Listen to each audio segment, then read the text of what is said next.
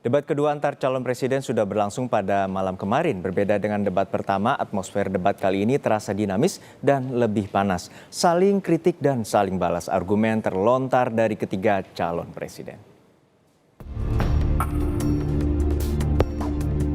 Debat kedua capres berlangsung panas. Masing-masing paslon berlomba utarakan pendapat mengenai tema yang disajikan, yakni hankam, hubungan internasional dan geopolitik. Salah satu topik yang menjadi perdebatan diantaranya ialah pembelian pesawat bekas antara capres nomor urut 1 Anies Baswedan dengan capres nomor urut 2 Prabowo Subianto. Gunakan untuk membeli alat-alat alutsista yang bekas di saat tentara kita lebih dari separuh tidak memiliki rumah dinas. Sementara menterinya punya, menurut Pak Jokowi, punya lebih dari 340 hektar tanah di Republik ini. Ini harus diubah. Tambah lagi, food estate singkong yang menguntungkan kroni, merusak lingkungan, dan tidak menghasilkan. Ini harus diubah. Kami akan memulai dengan kepemimpinan yang menjunjung tinggi etika, kepemimpinan yang mengandalkan data, informasi, kapasitas yang serius. Data-data yang Bapak ungkapkan masalah pesawat bekas, ya, saya ingatkan Bung Karno waktu menghadapi Irian Barat, seluruh alatnya bekas. Pak Ganjar, Bung Karno, seluruh pesawat terbang, kapal selam, cruiser, destroyer, semuanya bekas.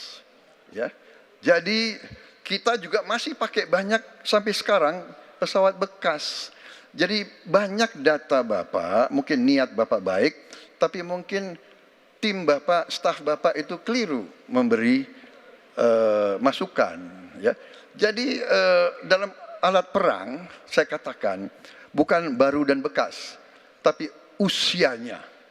Usianya, kalau pesawat flying hours. Ya. Dan tentunya kita pasti mau yang terbaik untuk prajurit kita. Ya, tapi kita harus loyal kepada yang lebih besar. Sementara dalam visi misi soal pertahanan, Prabowo menyinggung ada pihak yang asal bicara tanpa data, sehingga tidak objektif. Prabowo meyakini dengan pertahanan yang kuat Indonesia akan dihormati. Menurut Prabowo, tanpa kekuatan militer, sebuah bangsa akan mudah ditindas seperti yang terjadi di Gaza kini. Sedangkan calon presiden nomor urut 3, Ganjar Pranowo menyebutkan pertahanan Indonesia harus masuk pada wilayah 5.0, di mana anggaran Kementerian Pertahanan Kemenhan idealnya 1-2% dari produk domestik bruto atau PDB. Saudara-saudara sekalian, kita bertekad harus punya pertahanan yang kuat. Mungkin ada yang asal bicara tanpa data, ya kan? Mungkin didorong oleh ambisi yang menggebu-gebu sehingga tidak objektif.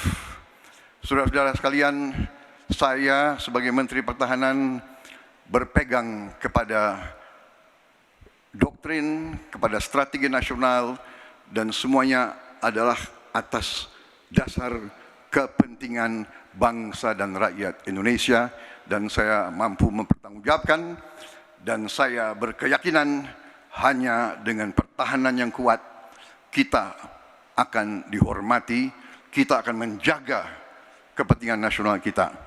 Kalau kita buka buku ilmu pengetahuan yang paling dasar, kekuatan nasional harus ada kekuatan militer.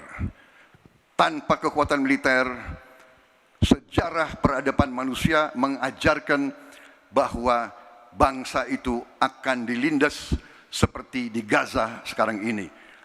Akan diambil kekayaannya, akan diusir dari tanah airnya. Tidak bisa tidak, kita harus kuat. Kita harus kuat. Terima kasih.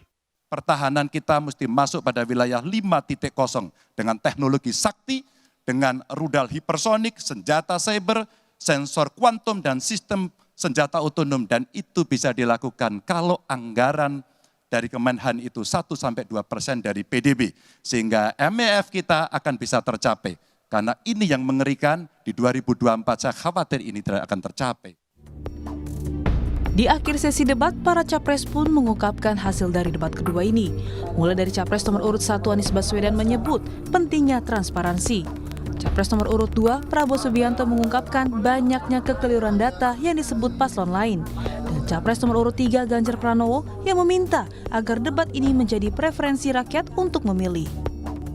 Lalu, siapakah menurut publik paling unggul di debat kedua Capres ini? Tim Liputan, Kompas TV.